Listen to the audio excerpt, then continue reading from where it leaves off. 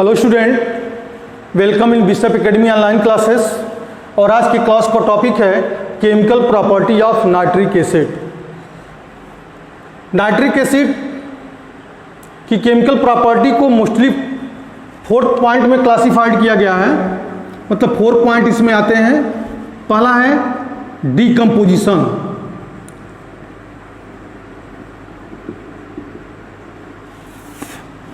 पहला decomposition. Second acidic nature. Third जो chemical property इसकी बनती है ऑक्सीडाइजिंग एजेंट, या जो ये ऑक्सीडाइजिंग एजेंट मतलब ऑक्सीडेशन दिखाता है, ऑक्सीडाइजिंग एजेंट है, एक टाइप का ऑक्सीडाइजिंग एजेंट के समान भी काम करता है, एसिडिक नेचर भी रखता है, डिकम्पोजिशन होकर के nitrogen dioxide H2O oxygen gas भी बनाता है। और एक और केमिकल प्रॉपर्टी आता है oxidations with oxidations of non metal, oxidations of non metal, oxidations of non metal. तो यह मोस्टली 4th केमिकल प्रॉपर्टी बनती है। यह इंपॉर्टेंट प्रॉपर्टी है किसकी? नाइट्रिक एसिड का। तो पहला स्टार्ट करते हैं हम डीकम्पोजिशन से। डीकम्पोजिशन किसका डीकम्पोजिशन? तो नाइट्रिक एसिड का। It decompose nitric acid, nitric acid decomposed, decompose होने के बाद क्या देता है? Nitric acid decompose it gives nitrogen dioxide, nitrogen dioxide H2O and oxygen. ये 3 प्रोडक्ट निकलते हैं कब? जब नाइट्रिक एसिड का डिकम्पोजिशन होता है। फॉर एग्जांपल में 4HNO3 अगर इसका डिकम्पोजिशन हो या टूट रहा है तो प्रोडक्ट जो बन रहा है, डिकम्पोजिशन इसका हो रहा है, तो कौन कौन सा प्रोडक्ट बन रहा है? 4NO2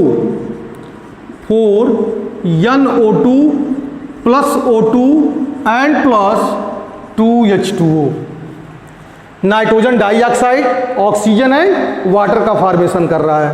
ठीक है, तो पहली प्रॉपर्टी हो जाएगी डिकम्पोजिशन का। सेकेंड है एसिडिक नेचर। क्या नाइट्रिक एसिड में एसिडिक नेचर भी होता है? इसको कैसे हम प्रूव करेंगे? तो नाइट्रिक एसिड या लिखेंगे nitric acid are ionise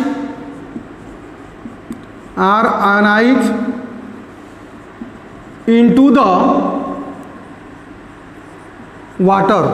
Nitric acid are ionized into the water, gives nitrate ion, and hydronium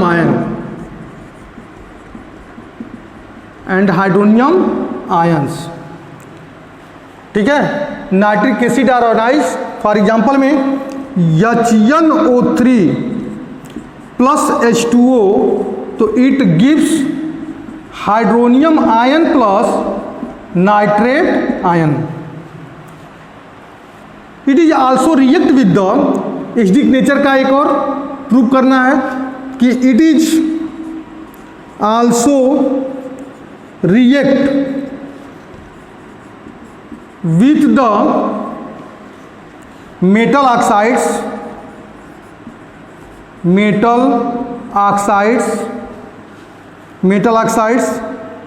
comma metal carbonate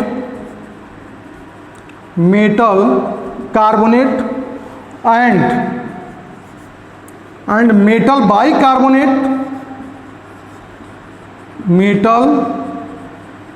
bicarbonate to give to give nitrate salt, to give nitrate salt, salt भी बनाता है, चाहे metal का oxide या metal carbonate, metal bicarbonate अगर reaction करता है nitric acid के साथ तो नाइट्रेट कंटेनिंग साल्ट भी बनाता है। फॉर एग्जांपल में CaO कैल्शियम ऑक्साइड है, अब प्लस HNO3 के साथ जब रिएक्शन करेगा, ठीक है, 2HNO3 कर दो यहाँ पे, तो बनाएगा CaNO3 का whole twice and plus H2O, and plus क्या मिल गया हमको, H2O। दूसरा कि Na2 मेटल कार्बोनेट के साथ रिएक्शन कर रहा है, Na2CO3 प्लस 2HNO3, या पहले HNO3 करके लिखते हैं फिर बैलेंस करेंगे, ठीक है, 2HNO3 लिखना पड़ेगा, तो 2NaNO3 and plus H2O and plus CO2, carbon dioxide gas इसमें भी इवॉल्व हो रहा है। तीसरा सोडियम मेटल बाइकार्बोनेट में sodium bicarbonate NaHCO3 plus HNO3, तो देन टू फॉर्म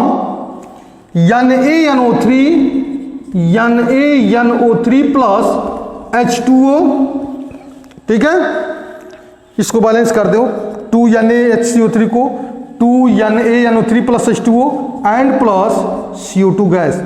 यानी कि यह जिस टाइप से dilute sulphuric acid, dilute HCl metal carbonate और मेटल बाइकार्बोनेट के साथ या मेटल ऑक्साइड के साथ रिएक्शन करके साल्ट का फॉर्मेशन करते हैं, ये Cl से रिएक्शन करते हैं तो क्लोराइड साल्ट होता है, इस H2SO4 से रिएक्शन कराते हैं तो सल्फेट साल्ट मिलता है, वैसे नाइट्रिक एसिड के साथ रिएक्शन करके नाइट्रेट कंटेनिंग साल्ट का फॉर्मेशन कर रहा है। तो इसका मतलब क्या हुआ कि यह इसका नेचर क्या है, एसिडिक नेचर है, क्योंकि यह सब जो है सोडियम कार्बोनेट बेस है, या सोडियम बाइकार्बोनेट भी बेस है, कैसा बेस है, तो यह वीकली बेस है और इसके साथ रिएक्शन करके ये साल्ट नाइट्रेट कंटेनिंग साल्ट का भी फॉर्मेशन कर रहा है। दो प्रॉपर्टी हो गई।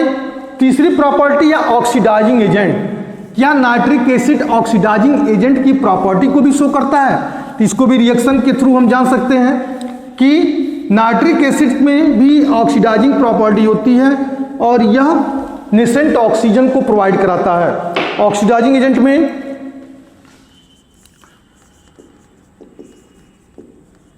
ऑक्सीडाइजिंग एजेंट भी लिख सकते हैं कि nitric acid is a strong oxidising agent. Nitric acid is the strong oxidising agent.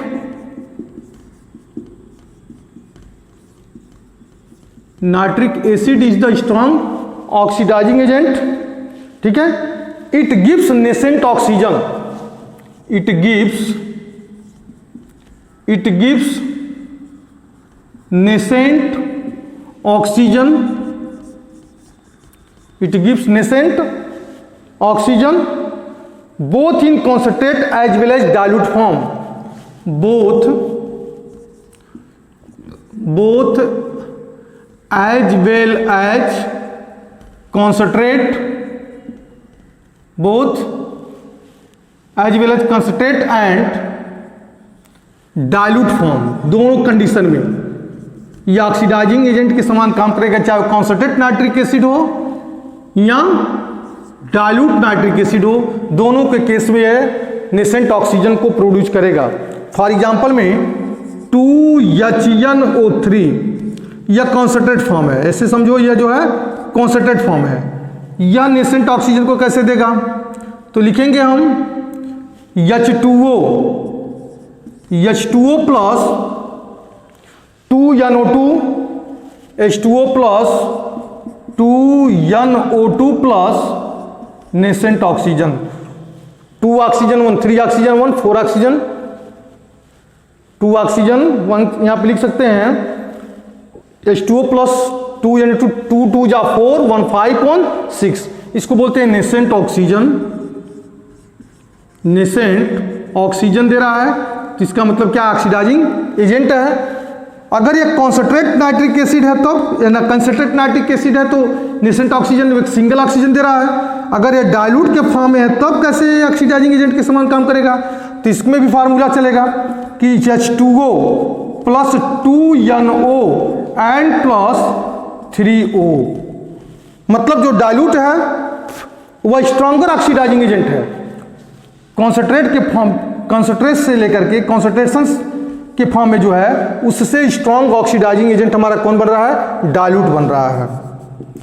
ठीक है, क्योंकि वो maximum number of oxygen, nascent oxygen को प्रोड्यूस कर रहा है, तो ऑक्सीडाइजिंग प्रॉपर्टी भी दिखता है।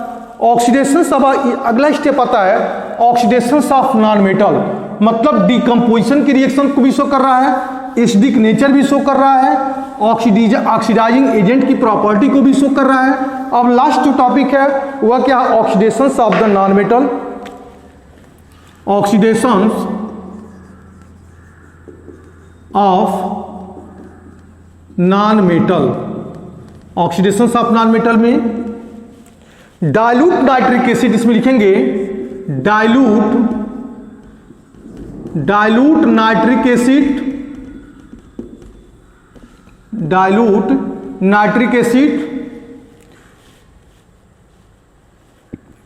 डाइल्यूट नाइट्रिक एसिड में has no action, dilute nitric acid has no action toward, no action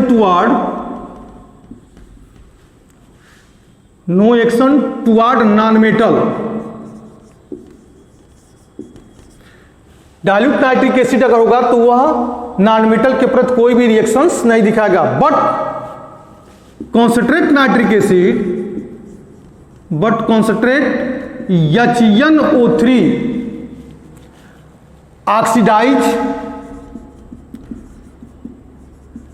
oxidise किसको, to non metal, oxidise to non metal and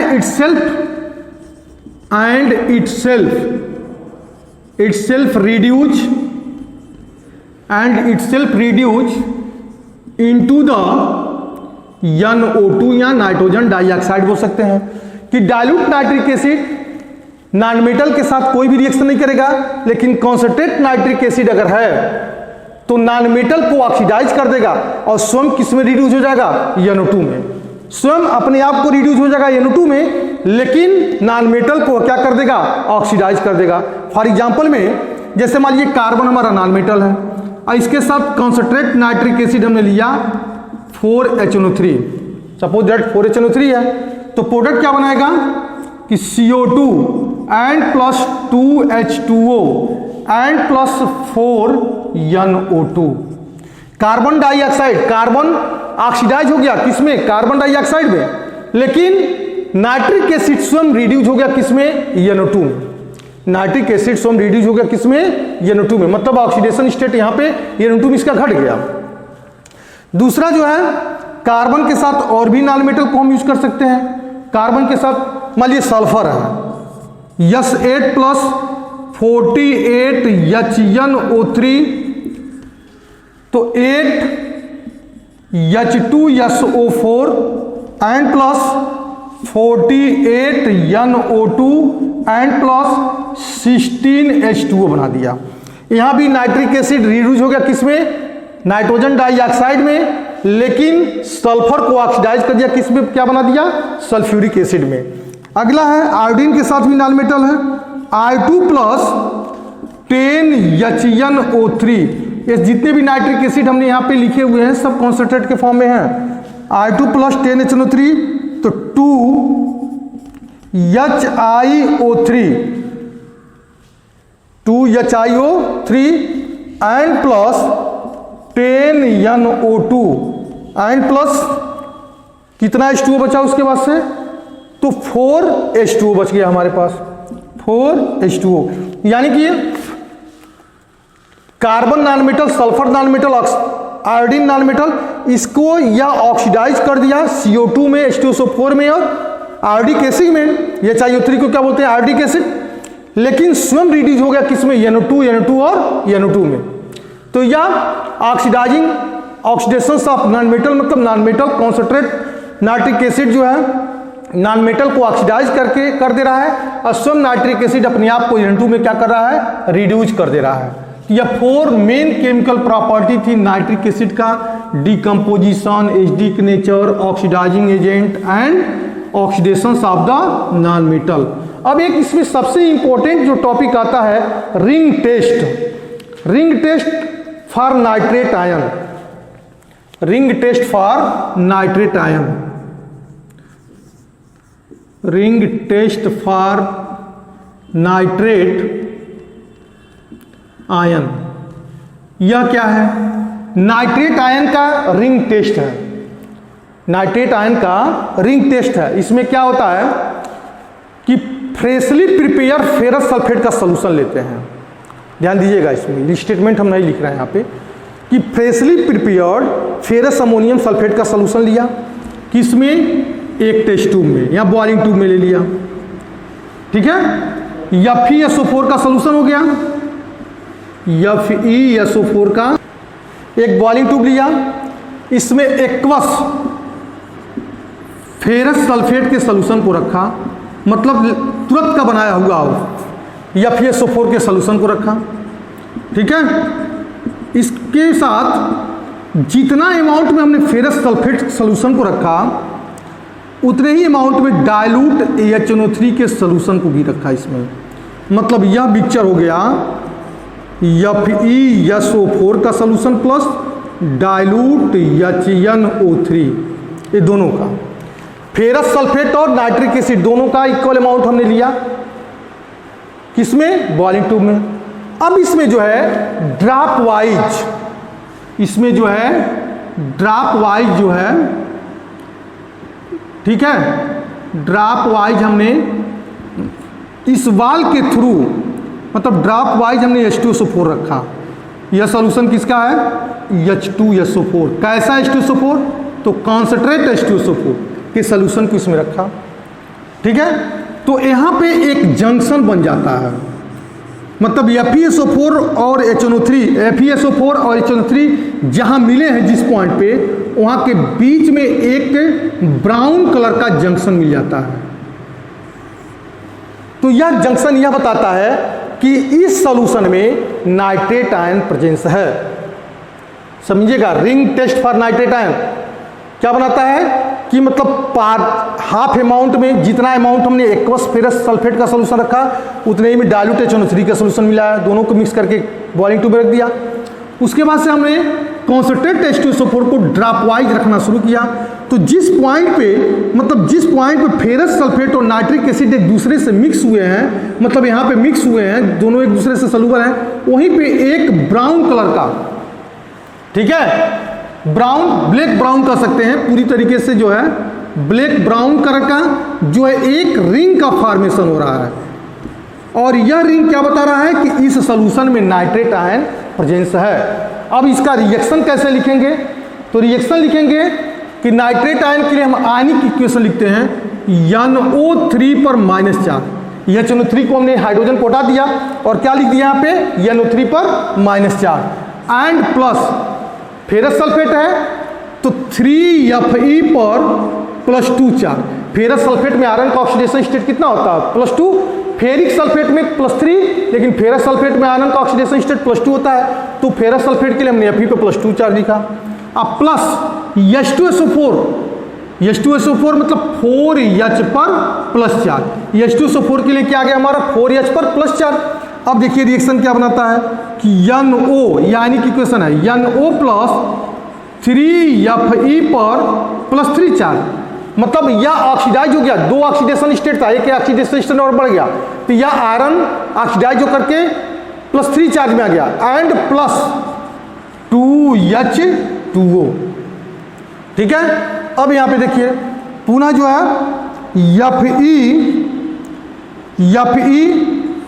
FeH2O का 6, यह कोऑर्डिनेशन कंपाउंड +2 चार्ज, FeH2O का 6 whole 6 +2 charge, मतलब iron 2 donate कर दिया है, iron अपने primary valency से 2 इलेक्ट्रॉन को डोनेट कर दिया और सेकेंडरी वैलेंसी में इसके H2O के 6 मॉलिक्यूल्स आ गए हैं। आयरन के सेकेंडरी वैलेंसी में H2O के 6 मॉलिक्यूल आ गए हैं, मतलब H2O एक लिगांड है और इसकी सेकेंडरी वैलेंसी को फिलअप कर रहा है। एंड प्लस NO कंपाउंड क्या बनाता है कि Fe, ठीक है, H2O का 5NO पूरे पे चार्ज, एक पे प्लस चार्ज इस पे आएगा, एक प्लस पर इधर चार्ज आएगा, पूरे कंपाउंड पे चार्ज कितना हो जाएगा +2। यह सब पढ़ने के लिए आपको कोऑर्डिनेशन कंपाउंड पढ़ाएंगे तब समझ में आएगा। अभी मैं ऐसे ही बता दे रहा हूँ कि इस आयरन के सेकेंडरी वैलेंसी को H2O जो है फिलअप कर रहा है अपना lone pair of electron donate करके, मतलब डेटिंग बॉन्ड बना करके, और यह कोऑर्डिनेशन कंपाउंड का कोऑर्डिनेट कंपाउंड है, मतलब कोऑर्डिनेशन कंपाउंड हुआ है और H2O लिगांड हुआ। NO नाइट्रिक एसिड से नाइट्रिक ऑक्साइड से रिएक्शन किया, नाइट्रिक ऑक्साइड से रिएक्शन किया तो यह कंपाउंड बना एंड प्लस H2O। इसको पढ़ते हैं पेंटा एक्वा, पेंटा एक्वा नाइट्रोसोनियम, NO का मतलब nitrosonium, nitrosonium iron, iron first, क्योंकि यहाँ पे आयरन पे +1 चार्ज है, +2 चार्ज होल के दिखा रहा है, इसलिए दिखा रहा है कि NO पे +1 चार्ज है, Fe पे +1 चार्ज, दोनों को जोड़ दिए तो +2 चार्ज आ गया, लेकिन आयरन का जो ऑक्सीडेशन स्टेट है यहाँ पे +1 हो जाएगा, तो penta aqua nitrosonium iron first हो जाएगा। इसी को बोलते हैं ring test for nitrate ion, मतलब किसी कंपाउंड में अगर नाइट्रेट है तो उस नाइट्रेट का आइडेंटिफिकेशन कैसे करेंगे, तो हम जो है इसी के द्वारा कर सकते हैं। अब आता है यूजेज। नाइट्रिक एसिड का यूजेज क्या है, नाइट्रिक एसिड का क्या यूजेज है, यूजेज के बारे में भी जानकारी करना, क्योंकि कभी कभी जो एग्जाम में पूछता है what is the uses of sulphuric acid, what is the uses of ammonia, या what is the uses of nitric acid, तो यूजेज भी पढ़ना जरूरी है। तो हम यहाँ लिखेंगे यूजेज, यूजेज में first nitric acid used, nitric acid is used किसको बनाने में, ammonium nitrate used for the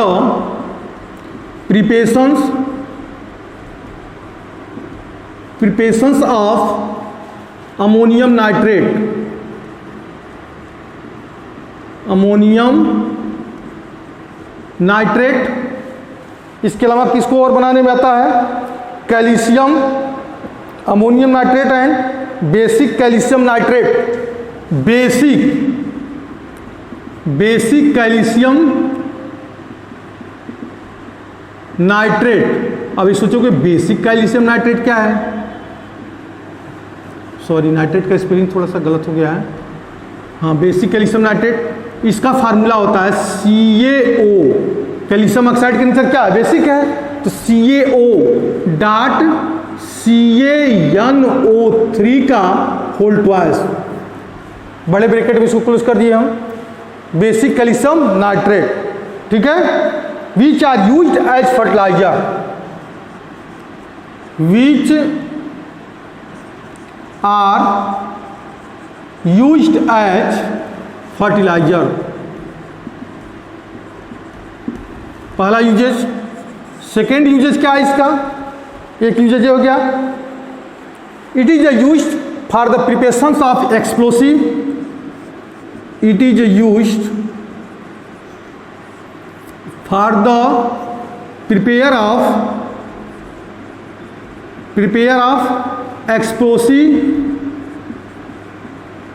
explosive में किसको बनाने के लिए, एक्सप्लोसिव, पॉलीटेक्निक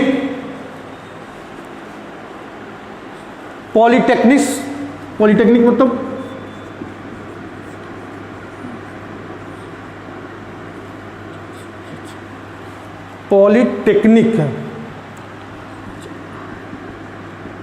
पॉलीटेक्निक मतलब बहुत सारे एक्सप्लोसिव बनाने में, TECH NICS है जी, यहाँ पे NICS पॉलीटेक्निक, NIC पॉलीटेक्निक में such as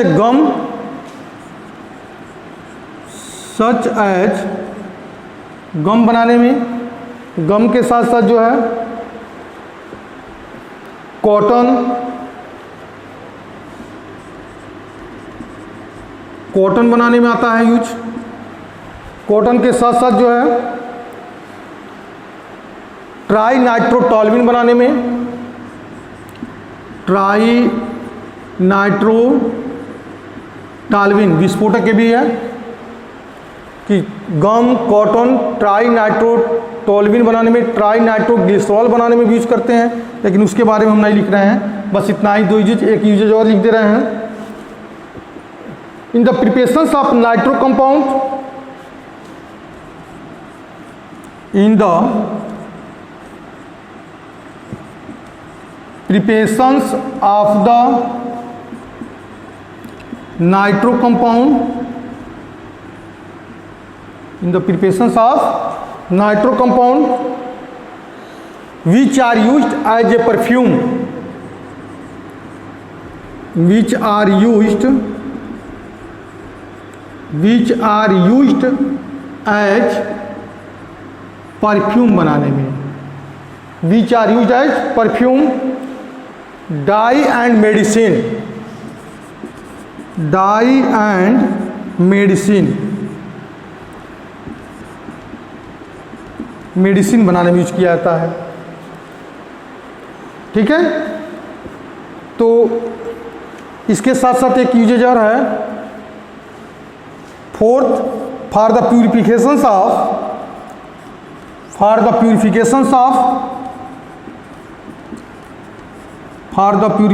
of gold and silver, silver और गोल्ड के प्यूरिफिकेशन यूज करते हैं। ठीक है, तो इस टाइप से हमारा 15 ग्रुप पूरी तरीके से फिनिश हो गया। नेक्स्ट क्लास में हम आपको पढ़ाएंगे ग्रुप 16। Okay, that's all.